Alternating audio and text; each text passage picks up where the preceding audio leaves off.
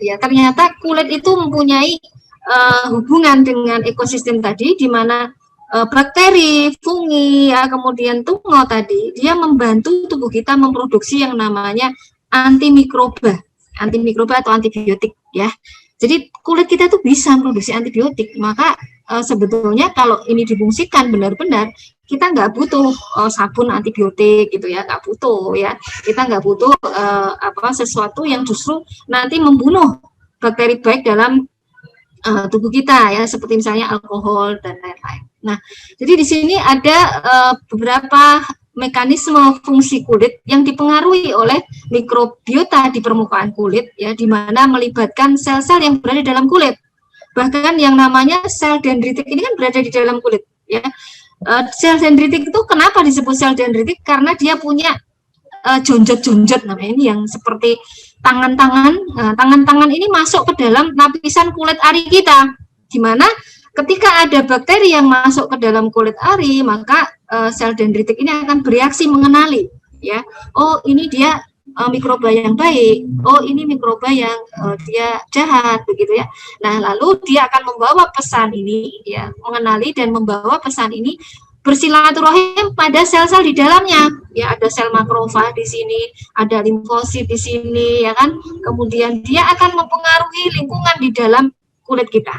Nah, jadi ada silaturahim antar sel, ada komunikasi antar sel, dan dia dibutuhkan adanya bantuan dari bakteri-bakteri yang ada di sini, gitu ya. Nah, hal ini akan mempengaruhi juga bagaimana sikap kita ketika ada bakteri yang jahat menyerang kita. Contohnya bakteri yang jahat ini adalah Staphylococcus aureus. Ya. Staphylococcus aureus ini dia adalah bakteri yang memproduksi zat yang bisa menyebabkan kita terinfeksi dan akhirnya kulit kita tuh melepuh seperti membentuk nanah gitu ya. Jadi nanan ya, bisulan, nanan. Nah, itu penyebabnya adalah Staphylococcus aureus. Dan uniknya kalau ekosistem kita seimbang, yang namanya Staphylococcus aureus ini justru bisa menjadi apa? Menjadi bakteri yang baik ya, yang berguna untuk kita. Dia nggak akan ngapa-ngapain, ibaratnya preman ya. Premannya jinak. Premannya jinak, bukannya dia menyerang kita, tapi premannya membantu kita menjaga tubuh kita, gitu ya. Jadi dia justru akhirnya bisa dijinakkan ya, dijinakkan dan bermanfaat untuk kita. Nah, jadi mikrobioma ini harus dalam kondisi eubiosis ya, artinya seimbang. Nah, dan tidak ada orang yang memiliki mikrobioma yang sama walaupun dia kembar ya. Maka sebetulnya kalau seperti kita orang Asia ya, kita harus cari yang berasal dari Asia ya. Jangan beli misalnya kosmetik dari Eropa, berbeda ya, berbeda nanti ya. Jadi sama halnya kalau kita orang yang tinggal di Indonesia ya, jadi jangan beli yang Korea ya. Kita selama ini kan selalu pengennya seperti artis Korea, jadinya seringnya beli dari Korea gitu ya. Nah, makanya kalau ada produk lokal itu sebetulnya kalau dia menggunakan skin microbiome, maka itu mungkin sudah sesuai dengan orang Indonesia gitu ya, karena kita sama-sama tinggal di daerah geografis yang sama ya.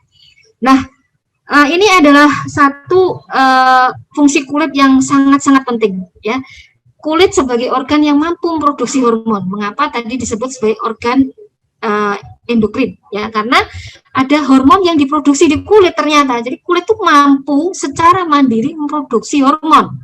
Kalau selama ini kan kita menganggap oh hormon seperti misalnya ini kortisol ya. Kortisol itu hormon yang mengendalikan stres ya. Kalau kita stres, kortisol kita akan banyak. Nah, itu biasanya yang memproduksi adalah di hipotalamus kita ini, daerah hipofisis, hipotalamus ini ya, yang ada di otak kita ya. Nah, ternyata kulit itu bisa memproduksi hormon ya, kortisol ini ya. Maka kalau kita stres, kulit kita stres ya, kulit kita bisa stres ya, itu bisa memproduksi kortisol. Demikian halnya vitamin D ya, vitamin D itu pengaktifannya dari provitamin D yang kita makan dari makanan kita adalah di kulit ya, produksinya di kulit.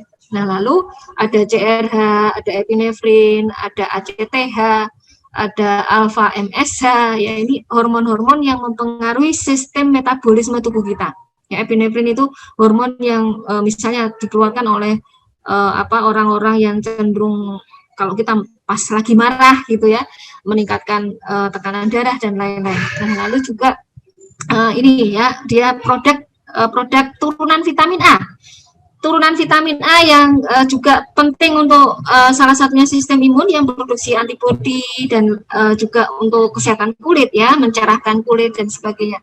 Nah, lalu juga hormon bahagia yaitu endorfin. Endorfin itu morfin alami dalam tubuh kita ya.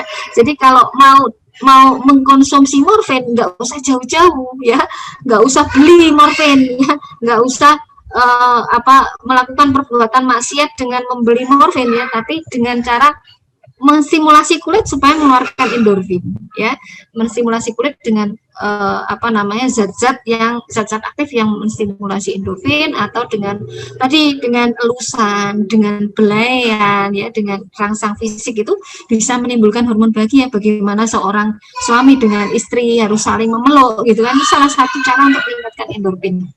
Nah, lalu juga ada estrogen dan androgen ya. Maka mengapa kok kita kalau menggunakan sabun atau kosmetik atau skincare gitu ya, kita harus memperhatikan zat-zat yang terpapar pada tubuh kita, karena ada zat-zat yang bisa meningkatkan produksi estrogen dan androgen dalam kulit kita. Dan ini bisa memicu, misalnya kalau kita punya bakat kanker seperti kanker payudara begitu ya, atau kita punya penyakit yang terkait dengan organ reproduksi ya, misalnya endometriosis ya, ini bisa meningkatkan progresivitasnya gitu ya. Maka hati-hati dengan kosmetik, dengan skincare yang bisa memicu produksi estrogen yang berlebihan ya. Kemudian juga di sini ada insulin growth factor ya. Jadi insulin growth factor ini adalah salah satu hormon yang penting dalam pertumbuhan tumor juga. Maka kalau kita punya bakat keluarga yang sakit kanker, kita harus sangat hati-hati dengan skincare dan kosmetik kita.